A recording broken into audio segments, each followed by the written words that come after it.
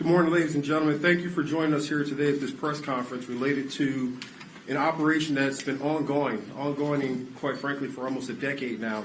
This is related to MS3 gang members and the brutality and the nature of the criminal activities that they committed here, not only in Broward County, but in other parts of the state of Florida and Palm Beach.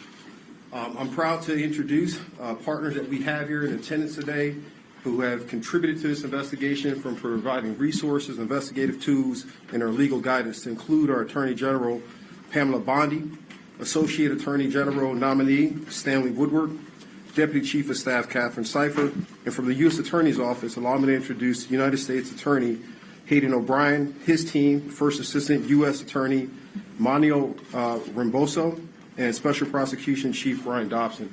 Folks, for several years now, this community has witnessed me stand here and talk about the importance of executing investigations regardless of how long ago they occurred. And the crimes that we are going to talk about today took place back in 2014 through 15. And had it not been for the efforts of our cold case unit, which we launched back in 2019, and their ability to dig into these cases and no longer see boxes in hallways and dismiss the fact that these are victims, these are people, these are members of someone's loved one or family that are no longer here. And so today, as the Attorney General introduces her team and talk about the success that we have in this case, I want this community to remember, here in Broward County, justice doesn't have an expiration date. It doesn't matter when you committed the crime. It doesn't matter what part of this world you are from. If you come here in this community and decide that you're going to take a life, we're going to unleash every single resources to bring you to justice. So without further ado, allow me to introduce our U.S. Attorney General, Pam Bondi. Thank you, Sheriff. I feel like I'm back home being here in Broward. To our victims' families first, we met with them earlier. Thank you for being here, and we're so sorry. And as Sheriff Tony said, your victim was not just sitting there in a box of papers. They are a victim, and that's why they have spent a decade finding some of these people who have killed your loved ones. So we're very sorry for your loss, and I know you have to relive this, and thank you for being here today. I'm so sorry you're going through this. Sheriff Tony, thank you for your relentless pursuit of justice in these cold cases. And these cases are never cold when it comes to law enforcement. And I want to also thank Hayden O'Byrne. Where's Hayden? Our acting U.S. Attorney for the Southern District, and Brett Skiles, our SAC for the Special Agent in Charge for the FBI, and to all the great men and women of the Broward County Sheriff's Office, for our Border Patrol agents, all of our agents who are here who have done so much to help. Thank you all to the men and women, especially of Broward, and our victims advocates, our interpreters who have helped with this case. It takes a lot of people to make these cases, and they're so very, very important. And today we're here to announce the arrest of 3 more MS-13 gang members who were in this country illegally, and they were in Florida, and we will be reviewing them. They've all been arrested for first-degree murder. We will be reviewing them to see if we will seek the death penalty. This has been a long-running investigation that started in 2015. The victim in this case was brutally murdered, stabbed approximately 100 times by multiple gang members before he was shot in the head. He suffered tremendously. And these indictments are a warning to all criminals. We don't care how long ago you committed the crime. We don't care where you go. We will find you, we will arrest you, and we will prosecute you to the fullest extent of the law. Gamez Maravilla was located in Lake County, Florida. Get ready for this. He was hanging drywall at the Villages when he was arrested. Bermudez Martinez was apprehended in Minnesota. Great police work by all of our federal, state, and local law enforcement agencies working together. Found this guy in Minnesota. He thought he got away with this crime, and he did not. Navarro Martinez arrested right here in North Lauderdale. They are charged with brutal murder. of a young man. One of these defendants sought him out, convinced him to come with him in his car, took him to a crime scene where they are all charged with violently stabbing him, almost like a game, to get a higher level in their gang initiation. They were all part of an MS-13, it's called Click, a clique that was living right here in Florida. They're not just a street gang, they are a highly organized terrorist organization. Last week in Virginia, you all saw, we arrested one of the worst MS-13 gang members. He was one of the top 3 leaders of MS-13 in our entire country. He was living right in Virginia, half an hour away from D.C., in a nice apartment complex with normal neighbors, bicycles in yards. They are living among us because they think they can get away with this, and they cannot. They're bringing drugs, they're bringing guns, and especially violence to our country. And under Donald Trump's presidency, that has stopped. Every 7 minutes, an American dies of a drug overdose. Over 75,000 people die a year of fentanyl overdoses. More than 2 homicides an hour happen in America. We know there is so much more work to be done, and that's why we are all here fighting for victims of crime. These gangs are organized, they are terrorists, and look at these 3 guys. They thought they got away with it for almost a decade, but they did not. Thanks to the great men and women of law enforcement, they were found, they were arrested, and if convicted, they will never see the light of day again. More arrests are coming. If you are a gang member living in this country, I'd self-deport right now because we're coming after you. It's my honor today to introduce U.S. Attorney Hayden O'Byrne with the Southern District of Florida. Hayden, thank you and your team for your tireless work on everything that you've done to keep Florida safe, but also to keep our country safe by taking these terrorists off our streets. Thank you, Hayden. Thank you, John. Thank you.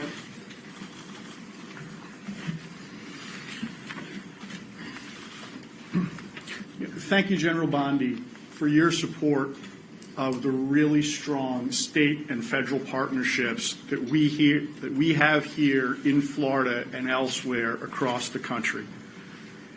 Today is just one example of what we can do when law enforcement works together as a team, as Sheriff Tony and General Bondi have demonstrated here with what we're able to do. When we join forces like this, we can solve cold cases from 10 years ago. We can solve these homicides. We can bring terrorists to justice. We can take back America, and I hope that we can provide some solace to the victims of these horrific, horrific crimes. Sheriff Tony, thank you so much for your support in this case. We wouldn't have been able to do it without you. Thank you for your support for so many things, including doing an excavation to find the body of the victim years after that lot was turned into a housing complex. Thank you to the cold case detectives and everyone else at your office that worked tirelessly to pursue these individuals, not just in South Florida, but across the country. Now, I also want to thank the Palm Beach Sheriff's Office, Customs and Border Protection, Homeland Security Investigations, the Florida Department of Corrections, the Naval Criminal Investigative Service, and everyone else that was involved in this prosecution. We couldn't have done it without you, but when we work together, we can achieve these indictments and we can secure the convictions of these terrorists. The United States Attorney's Office and the Department of Justice, we will not stop working to pursue these terrorists and take back America. Thank you. I'd like to welcome to the stage the SAC of the Miami Field Office of the FBI, Brett Stiles.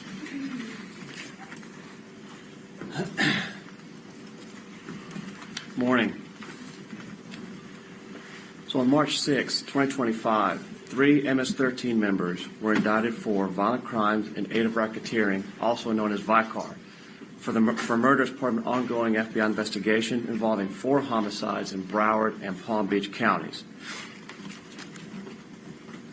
So these 3 indictments represent the last of 9 subjects believed to be involved in 4 homicides. Within the last 6 months, 5 other MS-13 members have pleaded guilty, and the 6th was convicted at trial for Vicar murder related to this investigation. The convicted MS-13 members currently, one of them is facing a life sentence. All the others, if convicted, are also facing life sentences. MS-13 is a violent international criminal organization that has no respect for borders, law enforcement, or human life.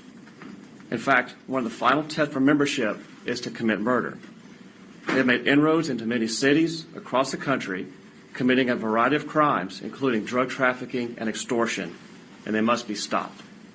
This is why the FBI is dedicated to disrupting and dismantling the most significant gangs through intelligence-driven investigations and partnerships such as our Safe Streets Task Forces, the National Gang Intelligence Center, and our transnational anti-gang task forces. Again, I want to thank our partners in this complex investigation, to include the U.S. Attorney's Office, Customs and Border Protection, the Broward Sheriff's Office, U.S. Border Patrol, Homeland Security Investigations, the Palm Beach Sheriff's Office, and the Florida Department of Corrections Office of the Inspector General. Additionally, I want to highlight the ongoing the ongoing close cooperation with our law enforcement partners in El Salvador and Mexico on this and other investigations. Only through the hard work and diligence of law enforcement professionals within these organizations was this investigation a success. And the fight isn't over. Together, as a great law enforcement community, we're better positioned to root out any gang that seeks to commit violence against our citizens and the communities that we serve. So now to the South Florida community. We encourage anyone who may have information about gang activity to come forward and report it. This information is vital to our ability to keep the South Florida community safe. Thank you. Thank you, and thank you to Director Patel. You have, both the FBI has been working tirelessly to take these illegal aliens and all of these criminals off of our streets. Are there any questions? Hi. Obviously, the MS-13 gang has been here for the last 10 years. This is a cold case. Can you please explain and expand on the scope of how long and why this gang, specifically in Florida, has affected our communities? Well, if you could see the pictures of this victim, too, brutally, any homicide, in my opinion, is brutal, but brutally stabbed. It was over 100 times, right, Sheriff? All over his body. I mean, his neck, his chest, his entire body, almost like a game. Didn't they call it a piñata? They called him a piñata. That's how frightening and dangerous these people are. These gangs are organized, terrorist. They have a command structure, and one of the reasons they commit murders in this way is to increase their level within the gang. So yes, they had been operating right here. One of them, as I said, was caught in Minnesota. They are living among us, the most violent of violent, but no longer. Thanks to great police work, and again, it's state, local, and federal agencies working so well together. We're going to find them all and take them off the streets. These 3 were here illegally from El Salvador. Can you explain how the 9 and possibly 10th there, how they're Are they responsible for more than one murder? If you can talk about the scope. Multiple murders for the other ones. Do you want to take that? Multiple murders. Yes, there were a total of 4 murders involving these defendants down here in South Florida. In the trial that just concluded, the people you see on the top row either pled guilty or were convicted of those murders. And then basically everyone on that was involved with the last murder that we've charged. And the 3 individuals that have been charged were involved in that last murder. They were part of the gang where they all went out and brutally stabbed the individual over 100 times as part of the gang initiation. So the 3 on the top there on the left, they're the ones for that Oakland Park murder? Yes, everybody was involved in the Oakland Park murder, and then there were 3 other murders down here in South Florida that various gang members were involved with.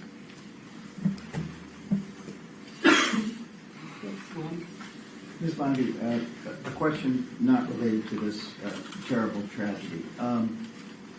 As you know, it is routine for the department and the FBI to investigate matters such as the signal scandal, the interactions, inappropriate interactions between some of these cabinet secretaries on secure national defense information.